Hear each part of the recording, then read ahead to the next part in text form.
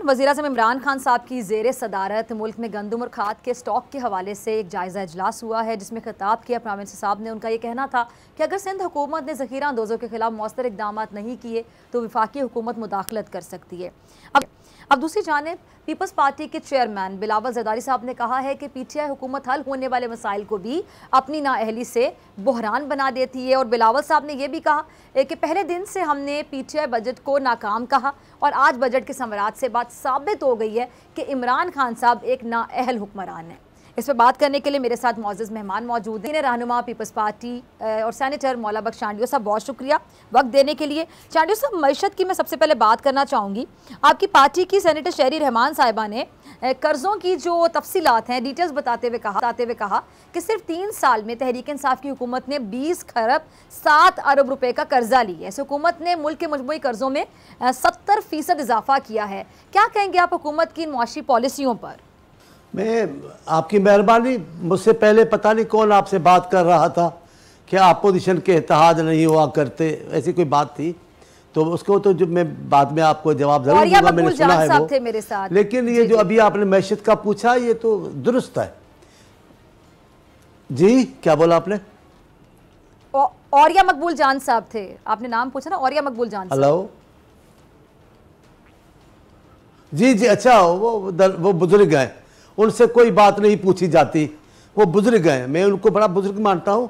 वो आज के सूफिया में शामिल हैं, तो उनकी बात को मैं चैलेंज नहीं कर सकता, लेकिन उनको वो बात भूल गए हैं अपनी मसरूफियात की वजह से। उनको PDF याद नहीं है, उनको UDF याद नहीं है, उनको PNA याद नहीं है। वो कहते हैं अपोजिशन का इत्तेहाद बनता ही नहीं जमहूरी हुकूमत में। PNA भूल गए और मकबूल साहब, PNA उनको याद दिलाएं क्या क़यामत उस इत्तेहाद ने पाकिस्तान में की है। मशरक़ी पाकिस्तान में इत्तेहाद बनते रहे। मुझे नहीं पता और मकबूल जान साहब किस मालूमात पर कह रहे हैं कि अपोजिशन के इत्तेहाद नहीं बनते। बहरहाल वो आलिम है, मेरे नज़दीक तो वो आज के सूफ़ी हैं, बुज़ुर्ग हैं। मेरा अच्छा नहीं लगता उन पर ज़्यादा बोलना, बस इतना ही बोलना चाहता था।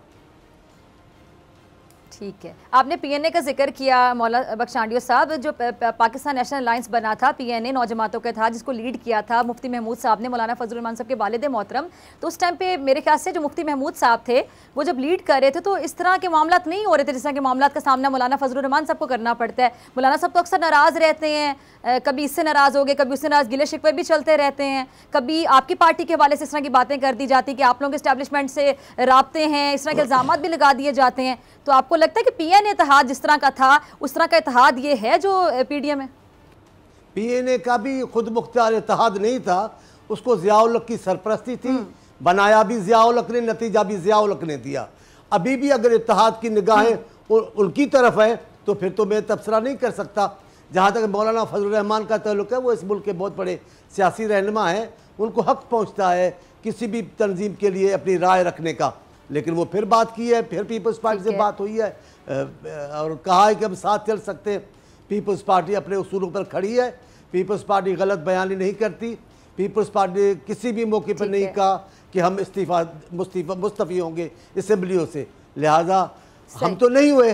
अब जिन दोस्तों ने ऐलान किया, जिन दोस्तों ने हम पर केस बना दिया इस्तीफ़ा न देने का, वो इस्तीफ़ा दें, नून लीग दे। मौलाना साहब के तो नहीं है, एक है वो बहुत अच्छे हैं उनके साहबजादे, लेकिन नून लीग तो दे। नून लीग के रहनुमाओं ने इतनी बातें की क़यादत के लिए, हमारी क़यादत के लिए, कि मुझे शर्म आ रही थी।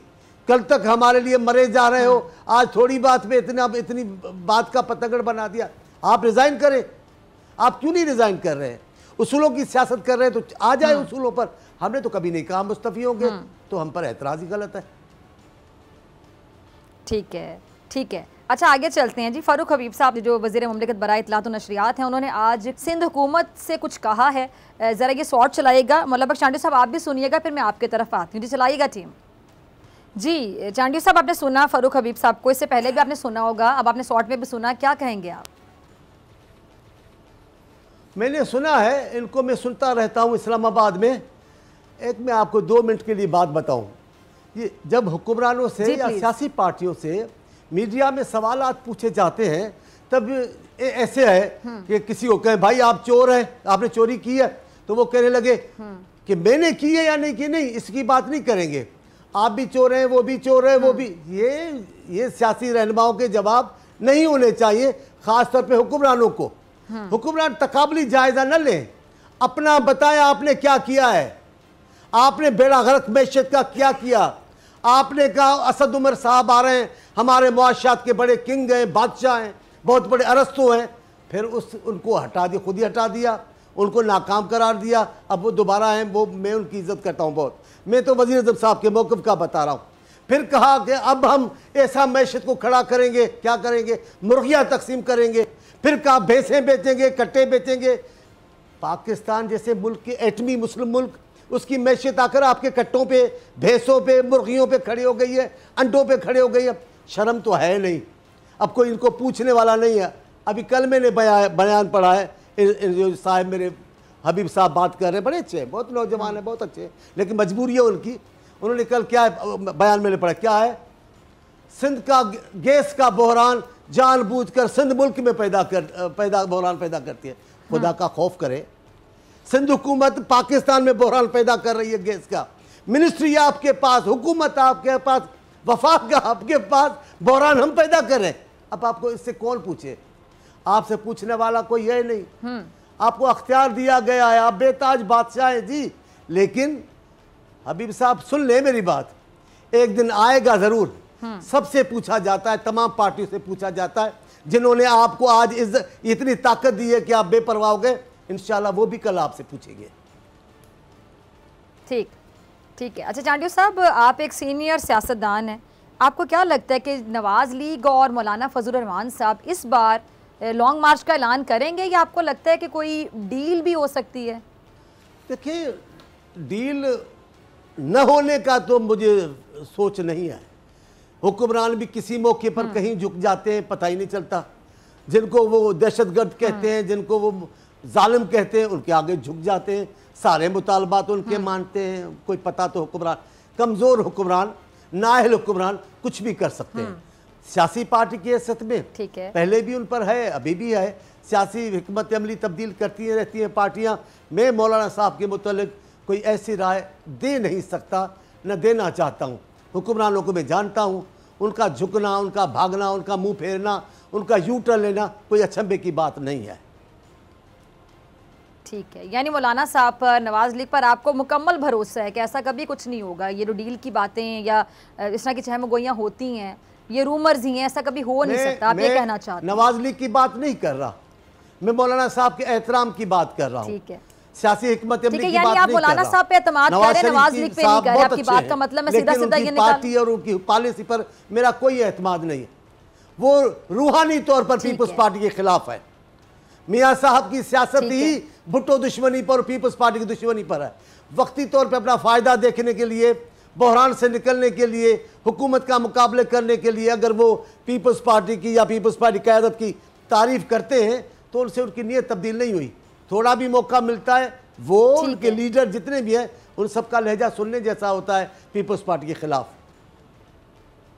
ठीक है। अच्छा, एक आखिरी सवाल, फिर मैं आपका शुक्रिया अदा करूंगी। आखिरी 2 मिनट है मेरे पास। चांडियो साहब, आपके इल्म में होगा, ये सुप्रीम कोर्ट ने जो कराची में नस्ला टावर को गिराने का हुक्म दिया हुआ है, पीटीआई, एमक्यूएम पाकिस्तान और जमात इस्लामी, सब जमातों का ये कहना है कि इस सारे मामले की जो जिम्मेदार है, कसूरवार है, वो पीपल्स पार्टी है, क्योंकि बिल्डिंग कंट्रोल जो अथॉरिटी है वहाँ से शुरू कर लें और लैंड रेवेन्यू सब इदारे सिंध गवर्नमेंट के पास हैं। क्या कहेंगे आप?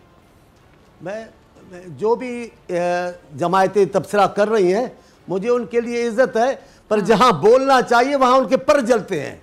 इस वजह से वो सारे के सारे सूबाई हुकूमत पे बोल रहे हैं। मैं सीधी बात करता हूं, मुझे सुप्रीम कोर्ट के फैसले का एहतराम है, मुझे पाकिस्तान के चीफ जस्टिस साहब की कही हुई बात का एहतराम है। मैं उनसे बड़े एहतराम से, बड़े प्यार से उनके पाकिस्तान के शहरी की कहता हूँ, इस मामला में आपने जो किया ठीक किया।